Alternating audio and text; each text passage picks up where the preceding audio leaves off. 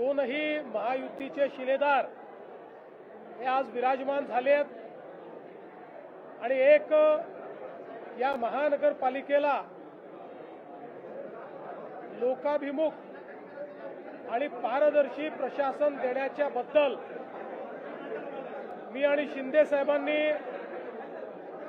जी लोकांना मतं मागितली होती आणि मुंबईच्या जनतेने जो प्रतिसाद दिला होता त्या प्रतिसादाला अनुरूप अशा प्रकारचं आज या ठिकाणी पदारोहण होत आहे। मी विशेषतः महापौर सौ रितू तावडे यांचं अभिनंदन करतो। एक अनुभवी आणि अस्सल मराठी चेहरा म्हणून त्यांच्याकडे बघितलं जातंय। त्यांनी मागच्या काळातही मुंबईकरांच्या प्रश्नांकरता नेहमीच आक्रमक अशा प्रकारची भूमिका घेतलेली आहे आणि मला विश्वास आहे की यापुढे देखील त्यांच्या माध्यमातून मुंबईच्या विकासाचा जो कार्यक्रम महायुतीच्या सरकारने सुरू केलेला आहे तो आता महानगरपालिकेच्या माध्यमातून अतिशय चांगल्या पद्धतीने राबवला जाईल। सोबतच उपमहापौर म्हणून जुने जाणते अनुभवी शिवसैनिक संजय घाडी त्या ठिकाणी आहेत। त्यांच्याही अनुभवाचा फायदा हा निश्चितपणे मिळेल।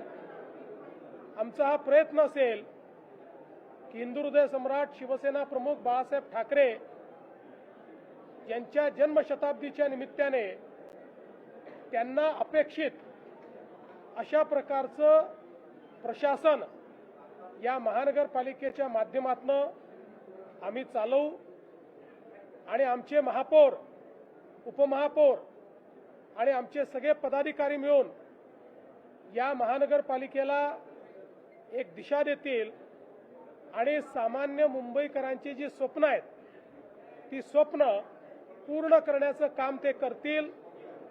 त्याला पूर्ण ताकद देण्याचं काम महायुतीचं सरकार करेल। मी आणि माननीय शिंदे साहेब पूर्ण ताकदीने आम्ही त्यांच्या पाठीशी उभं राहू आणि त्यांच्या माध्यमातून जी आपण नवीन मुंबई घडवतो आहोत त्याला गती देण्याचं काम आम्ही करू।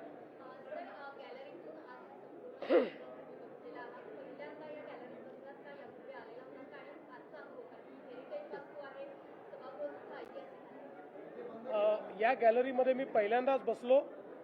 यापूर्वी एका कार्यक्रमाकरता या सभागृहात बसलो होतो पण गॅलरीमध्ये कधी बसलो नव्हतो आणि अशा प्रकारे सभागृहाचं कामकाज देखील मी पहिल्यांदाच बघितलेलं आहे आणि मला अतिशय समाधान आहे की अशा पद्धतीनं या ऐतिहासिक वास्तूमध्ये ज्याला आपण सांगितलं की हेरिटेज अशा प्रकारची प्रॉपर्टी आहे त्या ठिकाणी अशा एका महत्त्वाच्या सोहळ्याचं साक्षीदार होणं हे देखील मला असं वाटतं अतिशय महत्त्वाचं आहे। सर, तुम्ही ज्या प्रमाणे आव्हान केलं होतं ट्रिपल इंजिन सरकार असावं, आता हे तिसरं इंजिन तुमच्यासोबत जोडलं गेलेलं आहे, काय बदल दिसू शकतो मुंबईकरांना आणि अपेक्षा वाढतील का मुंबईकरांच्या? का शेवटी पहिली गोष्ट तर आपण सगळ्यांनी लक्षात घेतली पाहिजे की महानगरपालिका ही लोकशाहीचं एक महत्त्वाचं अंग आहे आणि सुप्रीम कोर्टाच्या ऑर्डरमुळे तिथे प्रशासक होते पण प्रशासकाचं राज्य हे लोकशाहीला अपेक्षित नाही आहे। लोकप्रतिनिधींचं राज्य हे लोकशाहीला अपेक्षित आहे आणि ते राज्य पुन्हा एकदा प्रस्थापित झालेलं आहे। त्यामुळे मला विश्वास आहे की जनसामान्यांना आपले लोकप्रतिनिधी हे अधिक जवळचे वाटतात, ते अधिक अप्रोचेबल आणि ॲक्सेसेबल वाटतात। तो परिणाम मुंबईमध्ये दिसून पडेल।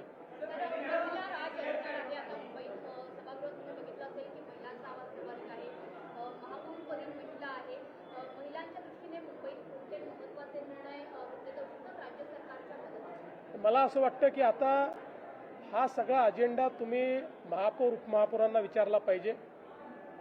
ते बसले आहेत, आता त्यांचं काम त्यांना करायचं आहे। त्यांना जी मदत लागेल ती देण्याचं काम आम्ही करू।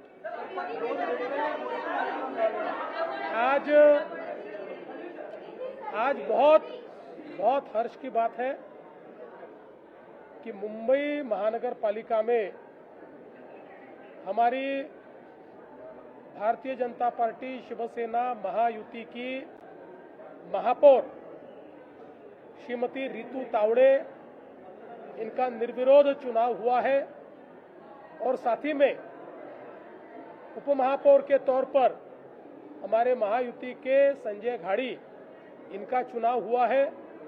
मैं दोनों को बहुत बहुत बधाई देना चाहता हूं। विशेष रूप से हम लोगों ने जनता को जो वादे किए थे, उन वादों को पूरा करने का काम अब ये महानगर पालिका करेगी। श्रीमती रितु तावड़े एक अनुभवी इस प्रकार की नगर सेविका है। उन्होंने पिछले समय भी बहुत जनताभिमुख इस प्रकार का कार्य किया है। उनको महानगर पालिका के प्रशासन की भी समझ है, जनता की नब्ज को भी वो जानती है। इसलिए मुझे पूर्ण विश्वास है कि महानगर पालिका को वह अच्छा नेतृत्व देंगी और महापौर के रूप में जो आम मुंबईकर है उसके सपनों को वो पूरा करेगी। संजय घाड़ी उपमहापौर के रूप में जो चुने गए हैं, एक अनुभवी इस प्रकार के शिव सैनिक है और मेरा विश्वास है कि वे भी पूरी ताकत के साथ इस प्रशासन को चलाने में मदद करेंगे। हमारा प्रयास ये होगा कि ये साल हिंदू हृदय सम्राट शिवसेना प्रमुख बाला साहेब ठाकरे जी के जन्म शताब्दी का साल है, इसलिए उनके सपनों को पूरा करने का प्रयास हमारी महानगर पालिका के माध्यम से होगा और साथ साथ समूचे देश में प्रधानमंत्री मोदी जी ने जिस प्रकार से जन जन के लिए विकास का कार्य किया है, गरीब मध्यम वर्गीय सभी तक जो विकास पहुंचाया है, उसी विकास को आम मुंबईकर तक पहुंचाने का काम हमारी महानगर पालिका करेगी। ये मुझे पूर्ण विश्वास है। मैं और एकनाथ शिंदे जी पूरी ताकत के साथ इस महानगर पालिका को मदद करेंगे।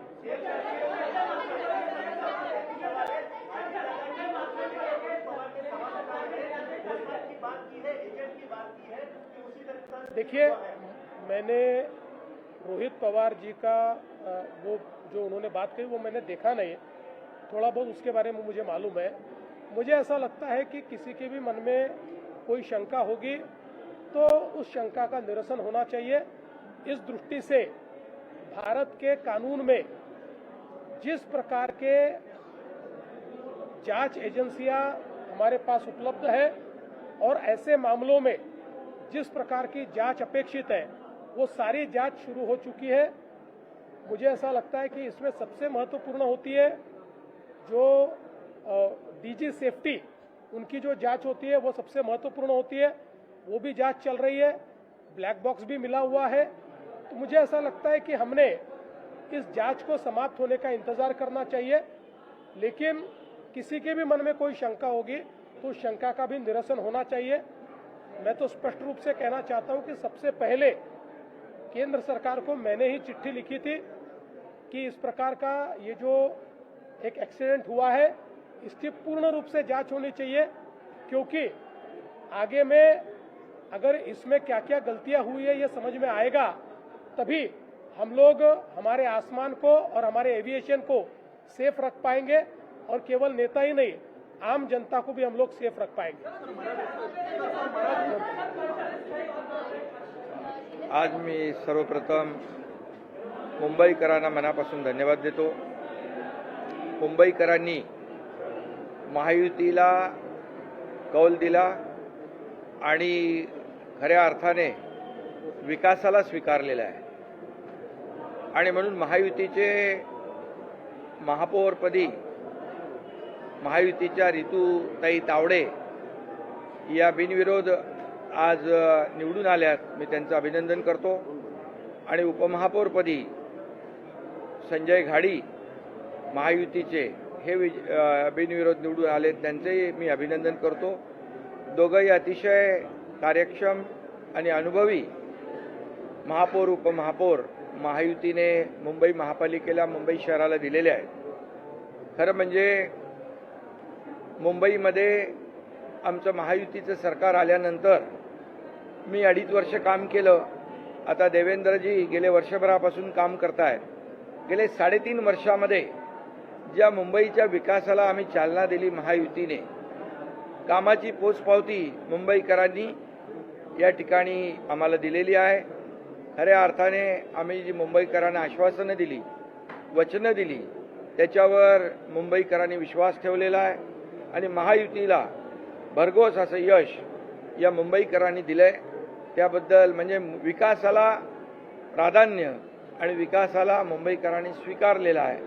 बाकी गोष्टी मी आज काय बोलत नाही, परंतु गेले 25 वर्ष जे मुंबईकर विकासापासून वंचित होते त्या मुंबईकरांना गेल्या काही वर्षामध्ये आपण पाहिलं की विकासाची जी काही आवश्यकता होती, मुंबईला जागतिक दर्जाचं शहर व्हावं अशा प्रकारची भूमिका आमची महायुतीची आहे.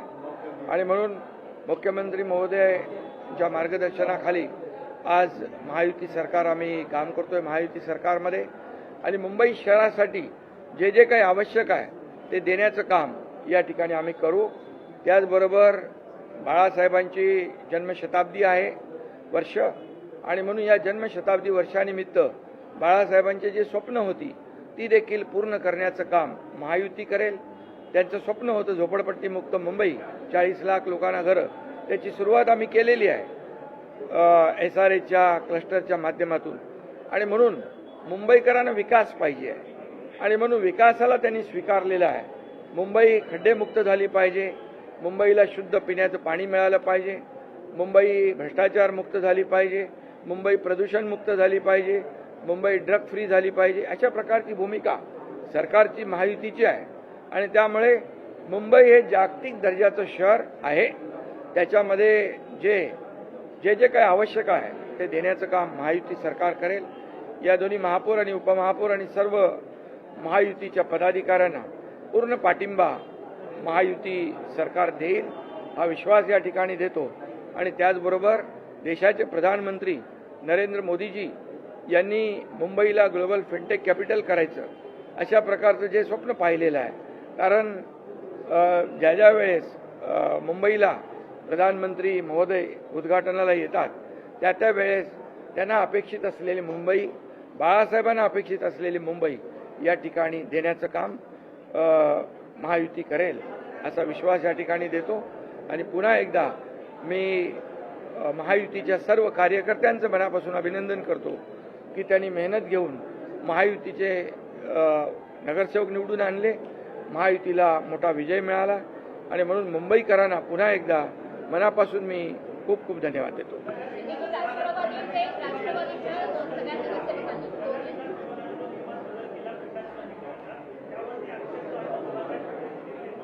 सर्व नियमानुसार केलेलं आहे.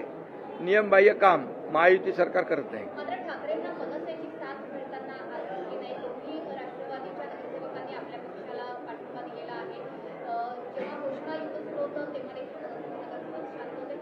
विकासाला पाठिंबा त्यांनी दिलेला आहे आणि त्यांना विश्वास आहे की महायुती सरकार गेले 3.5 वर्षामध्ये जे काम करते आहे आणि त्या कामावर त्यांनी विश्वास दाखवला आहे. त्यांना विकास पाहिजे, ते सोबत येत आहेत.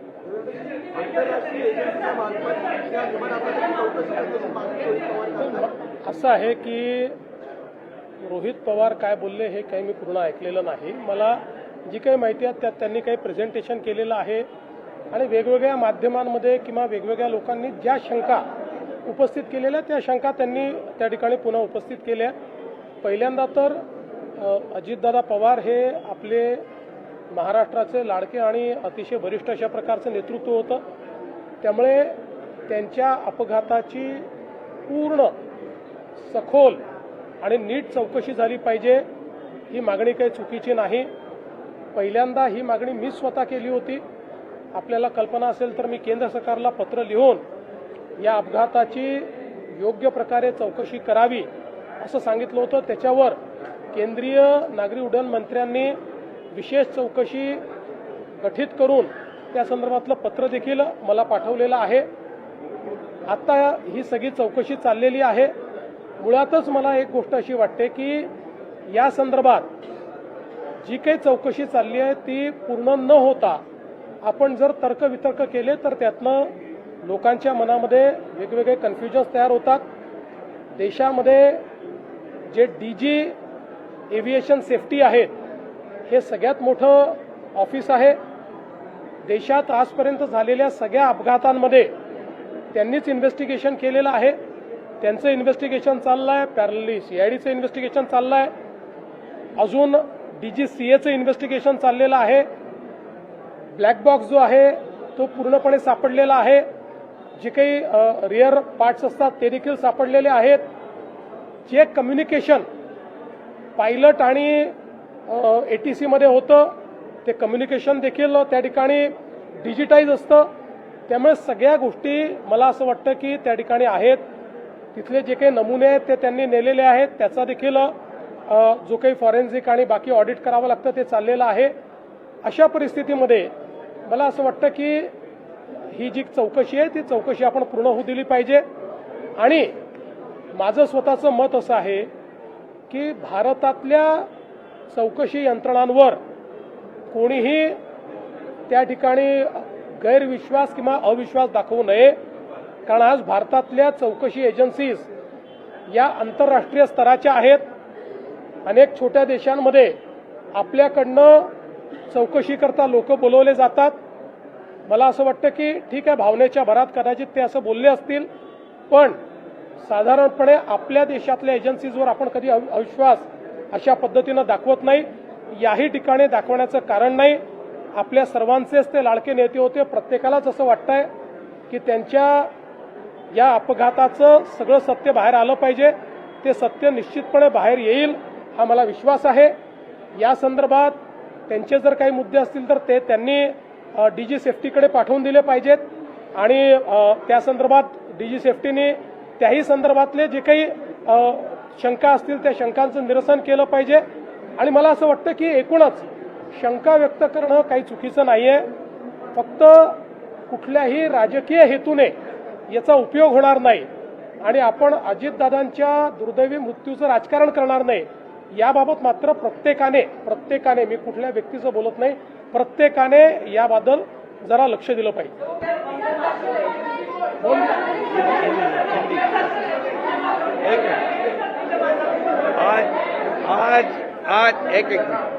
आज बहुत ही खुशी की बात है. हमारे महायुति के लिए खुशी का दिन है कि आज मुंबई वासियों ने महायुति को आज बहुमत दिया है और महायुति का महापौर और महायुति का उपमहापौर, महायुति के महापौर हमारी रितुबेन तावड़े और महायुति के उपमहापौर संजय घाड़ी, ये दोनों आज निर्विरोध यहाँ पर चुनकर आए हैं. मैं उनका अभिनंदन करता हूँ. मुंबई वासियों को भी बहुत बहुत धन्यवाद देता हूँ कि उन्होंने महायुति पर विश्वास रखा है, विकास को चुना है और विकास को स्वीकारा है. हमारे 3.5 सालों के कामों का उन्होंने इस चुनाव में हमें जीत के रूप में मुंबई वासियों ने महायुति को चुनकर दिया है. इसलिए मैं मुंबई वासियों को धन्यवाद देता हूँ. हिंदू हृदय सम्राट बाला साहेब ठाकरे जी की जन्म शताब्दी वर्ष है और इस वर्ष के औचित्य पर उनके जो सपने हैं, मुंबई को विकसित करना, मुंबई को साफ सुथरे रास्ते देना, मुंबई झोपड़पट्टी मुक्त करना, प्रदूषण मुक्त करना, भ्रष्टाचार मुक्त करना, गड्ढों से मुक्त करना, ये सब काम महायुति करेगी. और हमारे देश के आदरणीय प्रधानमंत्री नरेंद्र मोदी जी का भी सपना है कि मुंबई वर्ल्ड क्लास होनी चाहिए. जागतिक दर्जा मुंबई को प्राप्त है और मुंबई फिनटेक कैपिटल होनी चाहिए. मुंबई पूरे दुनिया के लोग यहाँ आते हैं, उनको वैसी सोई सुविधा मिलनी चाहिए. ये देने का काम ये महापालिका को, ये महापौर उपमहापौर पूरे उनके सहयोगी लोगों को, देवेंद्र जी मुख्यमंत्री और मैं खुद, हम महायुति पूरी तरह उनको सपोर्ट करेंगे, विकास को आगे बढ़ाएंगे और मुंबई को और 4 चांद लगाएंगे.